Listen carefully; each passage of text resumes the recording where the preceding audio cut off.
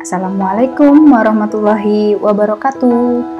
Selamat pagi anak-anak, semoga kalian tetap semangat mengikuti kegiatan belajar hari ini ya. Hari ini kita akan mempelajari tema 4, globalisasi, subtema 1, globalisasi di sekitarku, dan pada pembelajaran 1. Nah, anak-anak, pernahkah kalian melakukan kegiatan berbelanja online? Atau pernahkah kalian menyimak berita mancanegara? Kemudian, pernahkah kalian melakukan komunikasi dengan saudara atau teman di lintas daerah? Ya, itu semua bisa terjadi karena adanya teknologi. Teknologi dapat mempersempit ruang dan mempersingkat waktu. Sadarkah kalian itu semua karena dampak globalisasi?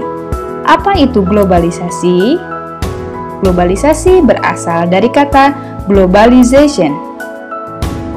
Ya, globalization yaitu global artinya mendunia, zation artinya proses.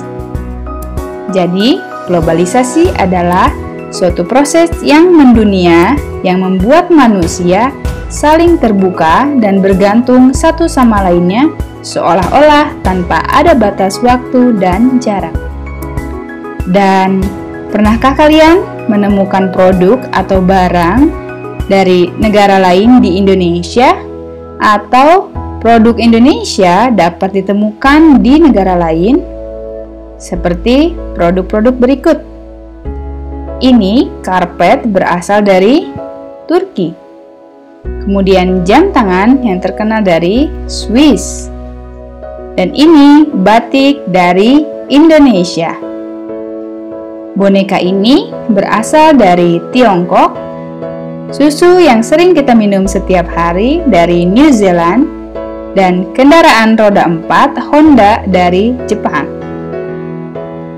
Itu semua dapat kita mudah temukan karena adanya perkembangan pada alat transportasi. Nah, pada globalisasi ini, bagaimanakah peran Indonesia dalam kerjasama di bidang sosial dan budaya dengan negara-negara ASEAN? Untuk kerjasama di bidang sosial dapat berupa penanggulangan bencana alam.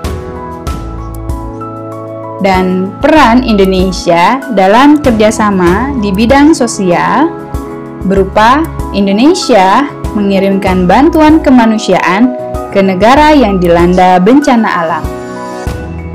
Selain dari bidang sosial, kerjasama di bidang budaya yaitu menyelenggarakan kegiatan SEA Games. Lalu, bagaimana peran Indonesia dalam bidang budaya? Indonesia berpartisipasi dalam kegiatan SEA Games, mengikuti kegiatan SEA Games dan pernah menjadi tuan rumah pada tahun 2011. Nah, adanya globalisasi memberikan dampak yang positif. Tetapi untuk daerah yang masih jauh dari perkotaan, yang masih belum mendapatkan jangkauan listrik, mereka masih kesulitan untuk menggunakan listrik. Seperti pada gambar di sini, mereka harus belajar tetapi dengan pencahayaan yang minim. Nah, bagaimanakah usaha mereka untuk mendapatkan aliran listrik? Ya, mereka membuat pembangkit listrik mikrohidro. Tampak seperti pada gambar dalam pembuatan pembangkit listrik ini. Lalu, apa itu mikrohidro? Mikro artinya kecil, hidro artinya air. Secara teknis, mikrohidro memiliki 3 komponen utama, yaitu air sebagai sumber energi, turbin, dan generator. Jadi, mikrohidro atau pembangkit listrik tenaga mikrohidro adalah suatu pembangkit listrik skala kecil yang menggunakan tenaga air sebagai tenaga penggeraknya, seperti saluran irigasi, sungai, atau air terjun alam dengan cara memanfaatkan tinggi terjunan atau head dan jumlah debit air. Bagaimana cara menghasilkan energi listrik mikrohidro tersebut? Yang pertama adalah aliran sungai tempat air mengalir. Aliran sungai adalah sumber energi di dalam pembangkit listrik tenaga mikrohidro. Aliran sungai ini dibuat dengan kemiringan sekitar 25 derajat.